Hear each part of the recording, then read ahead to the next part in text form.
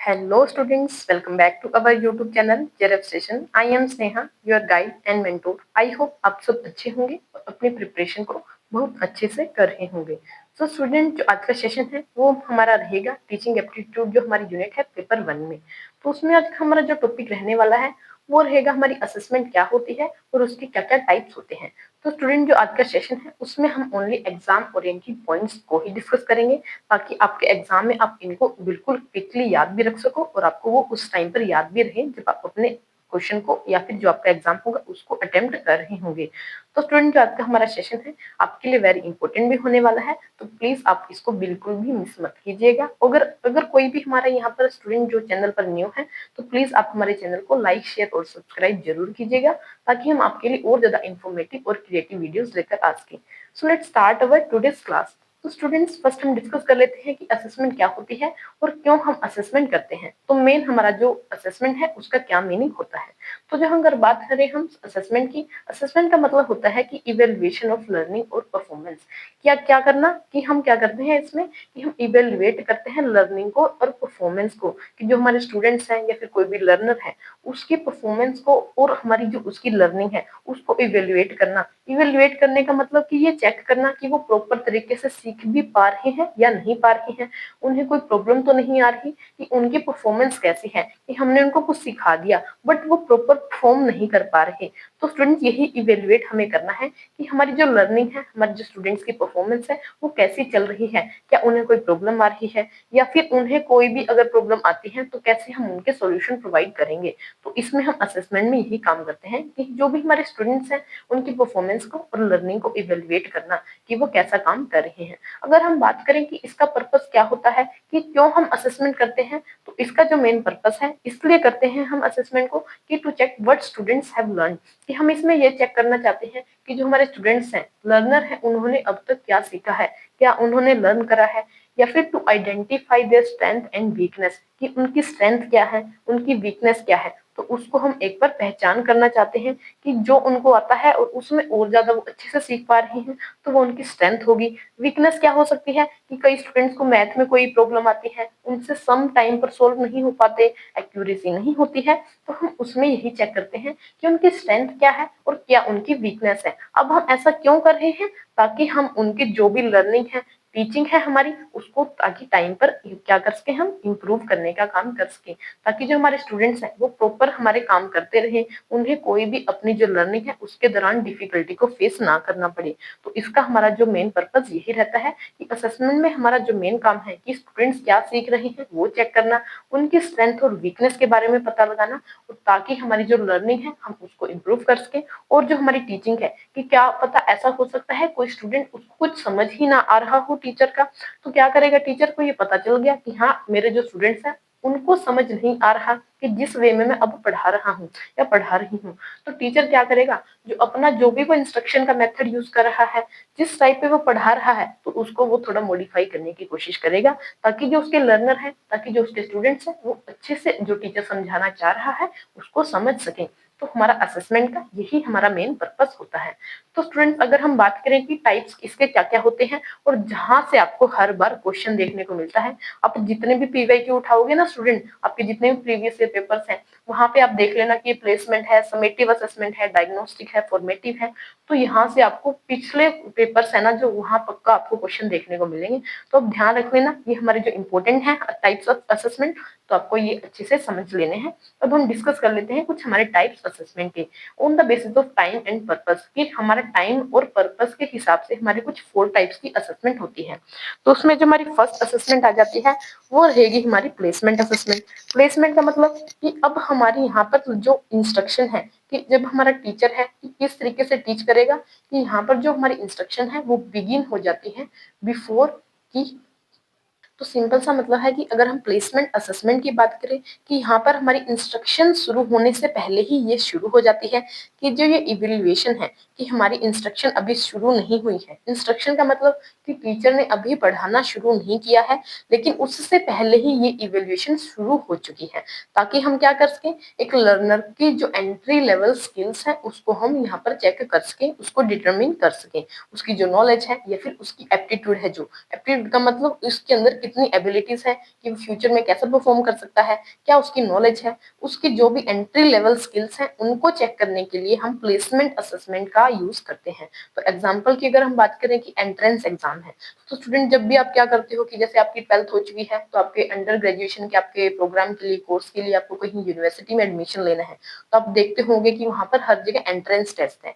तो वहां पर आपको क्या देखने को मिलता है कि आपके जो भी टीचर्स वहां पर होंगे जो आपको पढ़ाएंगे आपके यूजी के कोर्सेज में, तो उनके पढ़ाने से पहले ही आपकी इवैल्यूएशन शुरू हो चुकी है। इवैल्यूएशन शुरू होने का मतलब कि आपके कुछ मॉक टेस्ट कंडक्ट करवाए जाएंगे, कुछ ऑनलाइन हो सकते हैं, कुछ ऑफलाइन हो सकते हैं, ताकि वो ये देख सकें, ये चेक कर सकें कि आपके अंदर क्या क्या स्किल्स हैं एंट्री लेवल पर, आपकी क्या नॉलेज है, आपके पास क्या एप्टीट्यूड है, कि आपकी जो भी आपके सब्जेक्ट में आप क्या करना चाहते हो, यूजी करना चाहते हो, तो उसमें आपके पास क्या क्या नॉलेज है, क्या आपके पास उसमें स्किल्स हैं। तो इसको चेक करने के लिए हम यूज करते हैं प्लेसमेंट असेसमेंट का या फिर प्लेसमेंट इवैल्यूएशन का।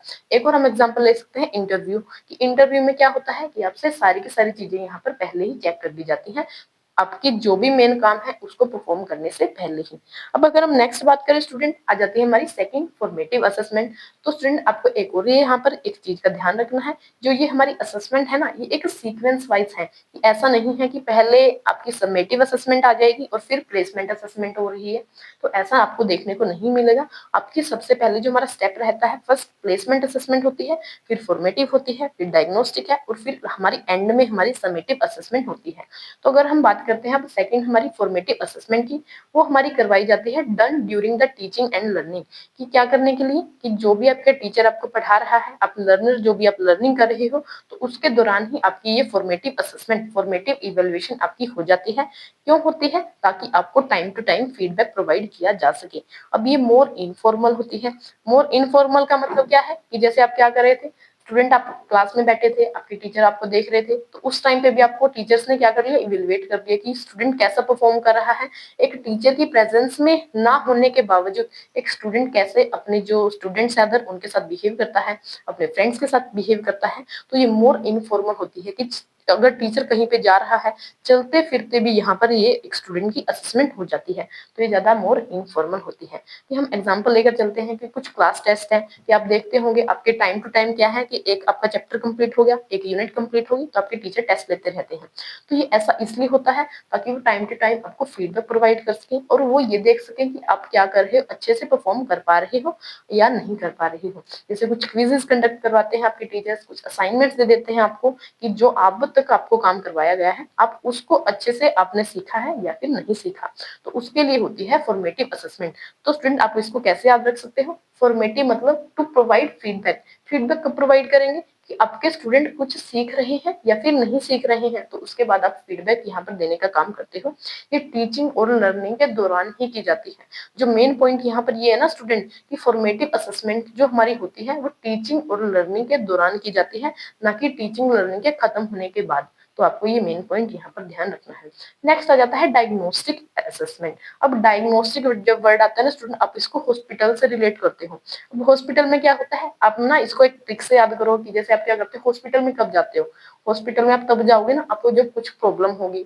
और जब आप क्या करोगे, अब ऐसा तो है नहीं आप हॉस्पिटल चले गए, आपको प्रॉब्लम थी, लेकिन आप प्रॉब्लम को बता ही नहीं रहे हो अपने डॉक्टर्स को, तो आपको वो सोल्यूशन कैसे प्रोवाइड करेंगे।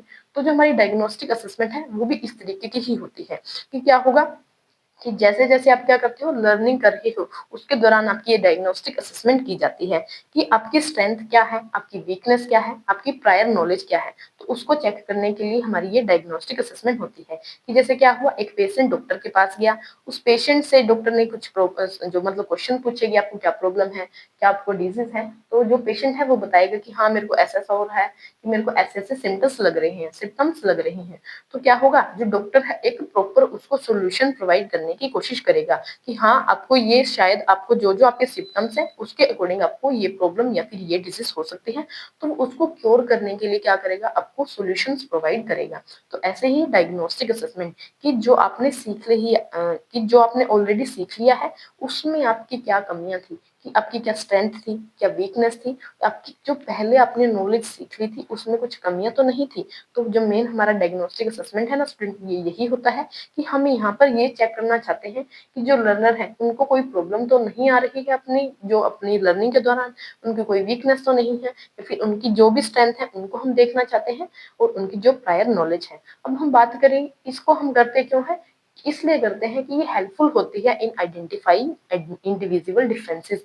तो स्टूडेंट जो मेन पॉइंट है ना, यहाँ पर ये क्वेश्चन आया हुआ है आपके एग्जाम में पहले कि कौन से वो टाइप है असेसमेंट का जो इंडिविजुअल डिफरेंसेस को आइडेंटिफाई करने में हमारे हेल्प करता है। तो वो है हमारा डायग्नोस्टिक असेसमेंट। कि इंडिविजुअल में डिफरेंसेस कब पता चलेंगे हमें, जब हमें ये पता होगा कि कौन सा इंडिविजुअल ज्यादा स्ट्रॉन्ग है, उसकी ज्यादा लर्निंग अच्छी है, जबकि कौन सा ऐसा इंडिविजुअल है, कौन सा ऐसा स्टूडेंट है जो ज्यादा वीक है अपने सिलेबस में, अपने जो भी उसका सब्जेक्ट है उसमें। तो इंडिविजुअल डिफरेंसेस का हमें डायग्नोस्टिक असेसमेंट के थ्रू ही हमें पता चलता है कि कोई स्टूडेंट उसकी क्या स्ट्रेंथ है और अदर कोई स्टूडेंट है उसकी क्या वीकनेस है। तो उनके बीच में एक डिफरेंसेस आ जाते हैं कि वो स्टूडेंट हमारा हमारा इंटेलिजेंट है क्लास में, जबकि वो स्टूडेंट थोड़ा वीक है। तो हमें क्या करने की जरूरत है कि जो हमारा वीक स्टूडेंट है हमें उसको उस जो इंटेलिजेंट स्टूडेंट है उसके लेवल तक लेकर जाना होगा, तभी एक टीचर का जो मेन ऑब्जेक्टिव है उसका टीच करने का वो हमारा पूरा हो पाएगा। तो यही मेन है यहाँ पर कि इंडिविजुअल डिफरेंसेस को हम आइडेंटिफाई कर सकते हैं through the diagnostic assessment. Next आ जाता है समेटिव असेसमेंट। समेटिव असेसमेंट अब हम क्या करते हैं, बिल्कुल एंड में होती है हमारी, कि हमने क्या कर दिया, सारा टीचर ने जो भी स्टूडेंट थे उनको सारी चीजें सिखा दी हैं, सारे चैप्टर्स कंप्लीट हो चुके हैं। अब क्या आएगा एंड में, एंड में क्या होते हैं आप देखते हो कि आपके एनुअल एग्जाम्स होते हैं, सेमेस्टर एग्जाम्स होते हैं। तो उस टाइम पर आपकी समेटिव असेसमेंट होती है कि इसमें चेक किया जाता है कि आपने ऑलरेडी जो सारा का सारा टॉपिक कर लिया है, जितने आपने अपना सिलेबस करा है, तो उसमें आप कैसा परफॉर्म कर पाते हो। कि आपने देखा होगा कि जैसे प्लेसमेंट में क्या था, बिल्कुल आपकी एंट्री लेवल पे ही आपकी जो नॉलेज है उसको चेक किया जाता है। फॉर्मेटिव में आपकी लर्निंग के दौरान आप क्या सीख रहे हो तो उसको चेक किया जाता है ताकि आपको फीडबैक दिया जा सके। डायग्नोस्टिक में आपकी स्ट्रेंथ वीकनेस को देखा जाता है और उसको प्रॉपर सोल्यूशन भी प्रोवाइड किए जाते हैं। अगर हम समेटिव में बात करते हैं ना, तो स्टूडेंट ये सबसे लास्ट में होती है। और जब जैसे आपके एग्जाम्पल ले सकते हैं हम, यहाँ पर फाइनल एग्जाम है, सेमेस्टर के आपके जो भी एंड में एग्जाम हो रहे हैं, उसमें हम ये देखना चाहते हैं कि स्टूडेंट अब ओवरऑल अपना कैसा परफॉर्म करता है अपने सब्जेक्ट में। अब इसका जो मेन पर्पस है वो ये होता है कि हम सर्टिफिकेशन प्रोवाइड करना चाहते हैं, ग्रेडिंग देना चाहते हैं, या फिर जजमेंट करना चाहते हैं कि हाँ ये स्टूडेंट सच में इंटेलिजेंट है। कि ऐसा होता है ना कि कई स्टूडेंट एक क्लास टेस्ट में तो बहुत अच्छा परफॉर्म करते हैं, लेकिन जब उनके एंड में जो उनके सेमेस्टर टेस्ट होते हैं या फिर फाइनल एग्जाम होते हैं, वहां पर वो अच्छा परफॉर्म नहीं कर पाते। तो अब हम क्या कर सकते हैं, यहाँ पर एक जजमेंट बना सकते हैं कि जो स्टूडेंट है उनमें अभी भी कुछ ना कुछ वीकनेस रह चुकी है। तो जो मेन पर्पस है, हम यहाँ पर कुछ सर्टिफिकेशन भी प्रोवाइड करते हैं कि कुछ हमारा कोर्स था 6 मंथ्स का तो कंप्लीट हो चुका है। तो अब जो स्टूडेंट है उनको सर्टिफिकेट भी दिए जाएंगे, उनको ग्रेड्स दिए जाएंगे कि हाँ A+ है, ए है, या फिर B है, C है। उनकी अकॉर्डिंग टू देयर इवेल्युएशन की उनका जो भी नॉलेज है, एबिलिटीज है, उनके अकॉर्डिंग उनको ग्रेडिंग और जजमेंट दी जाएगी। तो ये थे हमारे 4 टाइप्स ऑफ असेसमेंट के type on the basis of time and purpose. अब नेक्स्ट अगर हम बात करते हैं on the basis of standard, हमारे 2 टाइप्स की असेसमेंट होती हैं। एक होता है हमारा नॉर्म रेफरेंस असेसमेंट, एक होता है क्राइटेरियन रेफरेंस असेसमेंट। तो अब ये जो फर्स्ट नॉर्म असेसमेंट है ना, जो नॉर्म रेफरेंस असेसमेंट, इसमें हम क्या करते हैं, कंपेयर करते हैं लर्नर की परफॉर्मेंस को विद पीयर्स। पीयर्स का मतलब क्या होता है कि जो उनके आसपास है, उनके जैसा जिनका सेम लेवल है, कि जो उनके फ्रेंड्स हैं, जो उनके आसपास पढ़ रहे हैं स्टूडेंट, तो उनके साथ उनकी परफॉर्मेंस को कंपेयर किया जाता है। तो यहाँ पर रिलेटिव, कि रिलेटिव मतलब जिससे वो रिलेट कर रहे हैं, कि जैसे क्लास के स्टूडेंट्स हो गए, हम उनकी परफॉर्मेंस को वहाँ पर क्या कर रहे हैं, कंपेयर करते हैं, ताकि हम देख सकें कि कौन स्टूडेंट इंटेलिजेंट है, कौन थोड़ा वीक है, कौन थोड़ा एवरेज का है। तो हम यहाँ पर यही चेक करते हैं कि नॉर्म रेफरेंस असेसमेंट, कि हम एक नॉर्म यहाँ पर सेट कर देते हैं, उसके अकॉर्डिंग अब हम लर्नर की जो परफॉर्मेंस है उसको कंपेयर करते हैं with the peers.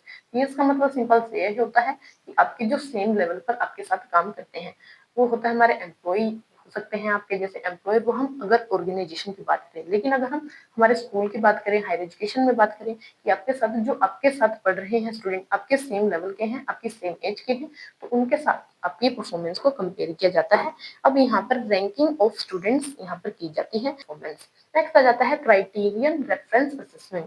Criterion reference का मतलब कि हमने एक क्राइटेरिया सेट कर दिया, एक फिक्स कर दिया हमने स्टैंडर्ड, उसके अगेंस्ट हम जो हमारे स्टूडेंट्स हैं, लर्नर हैं, उनकी परफॉर्मेंस को कंपेयर करते हैं। तो जो मेन है हमारा यहाँ पर डिफरेंस यही है कि उसमें तो हम क्या करते हैं, आपस में कंपेयर करेंगे, स्टूडेंट की जो परफॉर्मेंस होगी, जबकि क्राइटेरियन में हम एक क्राइटेरिया सेट कर देंगे और उस क्राइटेरिया से ही सबकी हम परफॉर्मेंस को चेक करने का काम करते हैं। अब इसमें एग्जांपल लेते हैं कि पासिंग अ ड्राइविंग टेस्ट। एक ड्राइविंग टेस्ट था, उसको पास करा किसने, कि जैसे हम एग्जांपल लेकर चलते हैं कि जैसे हमारी यूजीसी नेट की कट ऑफ मार्क्स है कि अब क्या हो गया कि अगर कोई भी स्टूडेंट था, कोई लर्नर था, उसने जो यूजीसी नेट की कट ऑफ को क्रॉस कर दिया, तो इसका मतलब क्या हो गया कि उसके हमने जो परफॉर्मेंस है उसको एक कट ऑफ के अगेंस्ट उसकी परफॉर्मेंस को कंपेयर करा और उसके हिसाब से उसको इवेल्युएट करा कि अब जिसने हमारे जो 100 है क्वेश्चन उसको क्रॉस कर दिया शायद उसका जेआरएफ हो जाएगा, लेकिन जिसने 100 क्वेश्चन को क्रॉस नहीं किया उसका जेआरएफ नहीं होगा, उसका शायद नेट ही हो पाएगा। तो हमने क्या करा, एक क्राइटेरिया बता दिया, एक कट ऑफ को यहाँ पर ले लिया और उसके अकॉर्डिंग हम उसके अगेंस्ट हम कंपेयर करते हैं परफॉर्मेंस को स्टूडेंट की जो हमारी होती है। तो कहने का मतलब ये है कि क्राइटेरियन रेफरेंस में हम आपस में स्टूडेंट की परफॉर्मेंस को कंपेयर नहीं कर रहे, हम एक क्राइटेरिया सेट कर देते हैं, उसके अगेंस्ट हम परफॉर्मेंस को क्या करते हैं, कंपेयर करते हैं। जैसे आपने देखा होगा एसटेट होते हैं हमारे एग्जाम, सीटेट के एग्जाम होते हैं, तो वहां पर ऑलरेडी एक हमारा जो क्राइटेरिया है एक फिक्स स्टैंडर्ड बना रखा है कि अगर आपके 90 क्वेश्चन ठीक है तो आपका जो एसटेट का एग्जाम है या फिर अदर आपके एग्जाम है वो क्लियर हो जाएंगे। तो उसमें क्या होगा, आपके आपस में कंपेयर नहीं हो रही स्टूडेंट की परफॉर्मेंस, वहां पर एक क्राइटेरिया के अगेंस्ट आपकी परफॉर्मेंस को कंपेयर किया जाता है। तो ये थे हमारे 2 types of assessment on the basis of standard. Next अगर हम बात करें अदर स्पेशलाइज्ड टाइप है, जहां से आपको आजकल टाइम जो हमारा रिसेंट टाइम है उसमें आपको यूजीसी नेट के एग्जाम में क्वेश्चन देखने को मिल रहे हैं। तो इसमें फर्स्ट आ जाता है इप्सेटिव असेसमेंट। इप्सेटिव असेसमेंट का मतलब होता है कि लर्नर यहाँ पर कंपेयर करता है अपनी करंट परफॉर्मेंस को विद देयर प्रीवियस परफॉर्मेंस, कि उनकी करंट परफॉर्मेंस कैसी है जबकि उन्होंने पहले कैसा परफॉर्म करा था, कि पास्ट में कैसी थी परफॉर्मेंस और अब वो कैसा परफॉर्म कर रहे हैं। तो खुद लर्नर यहाँ पर क्या करता है, अपनी परफॉर्मेंस को कंपेयर करने का काम करता है। इप्सेटिव का मतलब सेल्फ प्रोग्रेस ट्रैकिंग, कि मैंने कितनी प्रोग्रेस करी है, कि आपको कोई और यहाँ पर इवेलुएट करने के लिए नहीं आ रहा, आप खुद से अपनी परफॉर्मेंस को या फिर प्रोग्रेस को ट्रैक कर रहे हो, इवेलुएट करने का काम करते हो। नेक्स्ट आ जाता है पीयर असेसमेंट। अब जो पीयर असेसमेंट है हमने अभी पढ़ा था कि पीयर क्या होते हैं, कि जो आपके साथ सेम लेवल पर होते हैं। पीयर, अब स्टूडेंट्स असेस ईच अदर, की क्या करते हैं, स्टूडेंट आपस में भी अपनी परफॉर्मेंस को क्या करते हैं, कंपेयर करते हैं, इवेलुएट करते हैं। कि जैसे मेरी कोई फ्रेंड थी, उसके मेरे से ज्यादा नंबर आ गए लेकिन मेरे कम नंबर आए, तो मैं क्या करूंगी, तेरे ज्यादा नंबर आ गए मेरे कम नंबर आए, मेरे इतने कम नंबर आए, तू तो पढ़ी भी नहीं थी, मैं तो इतना पढ़ी थी, मेरे फिर भी इतने नंबर नहीं आए। तो क्या हो गया कि मैं पीयर के साथ अपने जो आसपास के जो फ्रेंड्स हैं, मेरे आसपास के जो मेरे साथ पढ़ रही हैं स्टूडेंट, तो उनके साथ भी अपनी परफॉर्मेंस को मैं क्या करती हूँ, कंपेयर करती हूँ, इवेलुएट करती हूँ। Peer assessment, student assess each other. Next आ जाता है सेल्फ असेसमेंट। सेल्फ असेसमेंट का सिंपल सा मीनिंग है कि जब क्या करते हो आप, लर्नर खुद से इवेलुएट करता है अपनी लर्निंग को, उन लर्निंग को लर्नर जब इवेलुएट करता है उसे हम बोलते हैं सेल्फ इवेलुएशन या फिर सेल्फ असेसमेंट। नेक्स्ट आ जाता है ऑब्जेक्टिव असेसमेंट। ऑब्जेक्टिव असेसमेंट का मतलब है कि सिंगल करेक्ट आंसर। ये सिंपल सा मतलब है कि आपसे क्या कर रहा है, कोई आपका जो भी टीचर है आपसे कुछ इवेलुएट करना चाह रहा है, तो वो ऑब्जेक्टिव असेसमेंट का कब यूज करता है, जब उसको कुछ क्रिस्प आंसर चाहिए, तो उसको शॉर्ट आंसर चाहिए। ऐसा नहीं है कि आप क्या कर रहे हो, बिल्कुल क्वालिटेटिव नेचर होकर क्या करते हो, बिल्कुल डिफाइन करने की कोशिश कर रहे हो। ऐसा नहीं होता कि जैसे आप एमसीक्यूज हैं, आपके जो भी क्वेश्चंस होते हैं वन लाइनर, तो उसमें आप क्या करते हैं, एक सिंगल करेक्ट आंसर देना है। ऐसा नहीं है कि आप उस चीज को डिफाइन करने की कोशिश करोगे। तो ऑब्जेक्टिव असेसमेंट का यही मतलब है कि जैसे आपका यूजीसी नेट का एग्जाम होता है वो ऑब्जेक्टिव असेसमेंट ही होता है, कि वहां पर आप क्या करते हो, आपके जो एमसीक्यू है आपको एक सिंगल करेक्ट आंसर देना होता है। आपको ऐसा नहीं है कि लिखना होता है कि जा जाके वहां पर आप एक एक पेज के 10-10 पेज के आप क्वेश्चन लिख रहे हो, तो ऐसा नहीं होता। सब्जेक्टिव असेसमेंट का मतलब कि जब हम क्या करते हैं, सब्जेक्टिव असेसमेंट में हमारे जो ओपन एंडेड आंसर होते हैं, कि आप क्या करते हो, जैसे आपके जो कॉलेज के एग्जाम्स होते हैं तो उसमें आप क्या करते हो, जो आपके सेमेस्टर एग्जाम होते हैं या फिर फाइनल एग्जाम, तो उसमें आपके बिल्कुल आपके 80-80 मार्क्स के 100-100 मार्क्स के आपके जो पेपर होते हैं, तो उसमें आप सब्जेक्टिव जो असेसमेंट है उसका यूज होता है वहां पर, कि आप क्या करते हो, एक क्वेश्चन के बारे में बिल्कुल 5-5 पेजेस पर आपको लिखना होता है, बिल्कुल आपको डीप में वहां पर चीजों को लिखना होता है, कि आपका ओपन एंडेड आंसर होता है, कि उसकी कोई क्या होगी, कोई एंडिंग नहीं होती, कि आप जितना चाहो वो ज्यादा उसको अच्छा लिख सकते हो, ताकि जो आपके टीचर है आपको अच्छे मार्क्स दे। जैसे आप कोई ऐसे लिख रहे हो कि आपको वहां पर एक सिंगल करेक्ट आंसर नहीं देना है, आपको ओपन एंडेड मतलब बिल्कुल अपनी सब्जेक्टिविटी का यूज करना है, तो वहां पर सब्जेक्टिव असेसमेंट होती है। नेक्स्ट आ जाता है प्रोग्नोस्टिक असेसमेंट। अब स्टूडेंट जो प्रोग्नोस्टिक असेसमेंट है ना, यहाँ से भी आपके क्वेश्चन देखने को मिलते हैं आपको। तो आपको इन जो आपकी टर्मिनोलॉजीज है कि प्रोग्नोस्टिक है, इप्सेटिव असेसमेंट है, पीयर असेसमेंट है, तो आपको इनको अच्छे से नोट कर लेना है कि इनका क्या मीनिंग होता है। अब ये प्रोग्नोस्टिक असेसमेंट, प्रोग्नोस्टिक का मतलब पीपी से आपको याद रखना है कि प्रोग्नोस्टिक में हम पीपी मतलब प्रिडिक्ट करते हैं। प्रोग्नोस्टिक असेसमेंट में हम लर्नर की जो परफॉर्मेंस है, उसकी जो फ्यूचर परफॉर्मेंस है, उसको प्रिडिक्ट करने का काम करते हैं। तो ऐसा तो होने नहीं वाला ना कि स्टूडेंट की हम पास्ट परफॉर्मेंस को प्रिडिक्ट कर रहे हैं। प्रिडिक्शन तो फ्यूचर के होते हैं ना, तो प्रिडिक्शन हम करते हैं लर्नर की फ्यूचर परफॉर्मेंस की, कि लर्नर एक फ्यूचर में कैसा परफॉर्म करेगा, तो उसको हम बोलेंगे प्रोग्नोस्टिक असेसमेंट। जैसे आपके एप्टीट्यूड टेस्ट हैं, कैरियर के टेस्ट हैं, आपके आने वाले टाइम में ये टेस्ट लिए जाएंगे ताकि आपकी जो फ्यूचर परफॉर्मेंस है वो कैसी रहेगी उसको प्रिडिक्ट किया जा सके। तो ये होता है प्रोग्नोस्टिक असेसमेंट। नेक्स्ट आ जाता है हमारा इंपॉर्टेंट है ये भी, और यहाँ से भी आपको बहुत सारे क्वेश्चन देखने को मिलते हैं स्टूडेंट। तो ये आपको बिल्कुल इंपॉर्टेंट के नाम से अपने आपकी जो भी नोट्स बनाओगे उसमें लिख लेना है कि continuous and comprehensive assessment, CCA आपको कई बार आपके एग्जाम में देखने को मिल जाता है। कंप्लीट इसकी फुल फॉर्म भी देखने को नहीं मिलती, तो सीसीए का मतलब होता है continuous and comprehensive assessment. Continuous and comprehensive कहाँ पर यूज होती है, ये स्कूल बेस्ड हमारी ये इवेल्युएशन होती है कि स्कूल में आपको ज्यादातर ये देखने को मिलती है। तो इसको किसने इंट्रोड्यूस करा था, ये भी क्वेश्चन आए हुए हैं। तो इसको इंट्रोड्यूस करा था सीबीएसई ने, central board of for secondary education, जो हमारी एक संस्था है, जो हमारे जो एग्जाम्स होते हैं सीबीएसई के वो कंडक्ट करवाए जाते हैं। तो उसने इंट्रोड्यूस करा था कंटिन्यूअस एंड कॉम्प्रिहेंसिव असेसमेंट को। और इसको किसने प्रमोट करा, जो हमारी एनसीईआरटी है, national council for educational research and training. तो ये हमारी जो काउंसिल है इसने इसको प्रमोट करा था, किसके under, under the right to education act 2009। तो इसके अंडर इसको प्रमोट किया गया था, इंट्रोड्यूस सीबीएसई के द्वारा किया गया था। अब ये यहाँ पर इसका मीनिंग क्या होता है, कंटिन्यूअस एंड कॉम्प्रिहेंसिव। कि कंटिन्यूअस का मतलब कि आपकी रेगुलर इवेल्युएशन होगी, कंटिन्यूअस आपकी टाइम टू टाइम आपकी इवेल्युएशन होगी। कि स्टूडेंट आप देखते हो आपके जो एग्जाम्स होते हैं आपके फाइनल में होते हैं, बाद में आपके जैसे एंड में होते हैं, जबकि आपकी क्लास टेस्ट है, क्विज है, आपकी जो परफॉर्मेंस है उसको टाइम टू टाइम हर रोज या फिर महीने में आपके 2-4 टेस्ट हो गए, तो आपको रेगुलर आपकी असेसमेंट है, इवेल्युएशन है, और कंटिन्यूअस आपकी वो चीजें चलती रहती है। तो कंटिन्यूअस का मतलब ये है कि रेगुलर इवेल्युएशन। कॉम्प्रिहेंसिव का मतलब कि हमारा यहाँ पर फोकस होता है ओवरऑल डेवलपमेंट पर। ऐसा नहीं है कि हमारे जो स्टूडेंट्स हैं वो सिर्फ बुक वॉर्म बन जाए, कि उन्हें किताबी बस ज्ञान का तो सब पता है, लेकिन उन्होंने एक्चुअल में जो प्रैक्टिकल जो नॉलेज है उसका पता नहीं है। तो जो मेन है ना कॉम्प्रिहेंसिव, कि हम यहाँ पर फोकस करेंगे ओवरऑल डेवलपमेंट पर, कि जो सब्जेक्ट नॉलेज है तो उसका तो स्टूडेंट को पता ही होगा, साथ में जो हमारी मॉरल वैल्यूज हैं, हमारी एस्थेटिक वैल्यूज हैं, या फिर जो हमारी डिफरेंट डिफरेंट सोशल वैल्यूज होती हैं, उनको भी हम स्टूडेंट को सिखाने का काम करेंगे, उनको प्रैक्टिकल नॉलेज भी दी जाएगी। तो यहाँ पर मेन फोकस होता है कंटिन्यूअस इवेल्युएशन पर एंड कॉम्प्रिहेंसिव ओवरऑल डेवलपमेंट पर, यहाँ पर हमारा मेन फोकस देखने को आपको मिलता है। तो ये होता है कंटिन्यूअस एंड कॉम्प्रिहेंसिव असेसमेंट। तो स्टूडेंट ये थी हमारी different different types of assessment, जहां से आपके जो रिसेंट टाइम में क्वेश्चन आपके यूजीसी नेट जो है एग्जाम में पूछे जा रहे हैं। तो आपको ये इस सेशन को बिल्कुल जरूर एंड तक देखना है, और अगर आपको कोई भी डाउट रहता है तो please ask your doubts in the comment section. अगर आपको हमारी वीडियोस अच्छी लगती हैं या फिर आप और ज्यादा ऐसे ही वीडियोस चाहते हैं, तो प्लीज आप हमारे चैनल को लाइक, शेयर और सब्सक्राइब जरूर कीजिएगा। जो भी आपके फ्रेंड्स हैं यूजीसी नेट की प्रिपरेशन कर रहे हैं, तो उनके साथ आप प्लीज इसको शेयर कीजिएगा, ताकि हम आपके लिए और ज्यादा मोटिवेटेड हो और ज्यादा इन्फॉर्मेटिव वीडियोस लेकर आ सकें। So thank you student.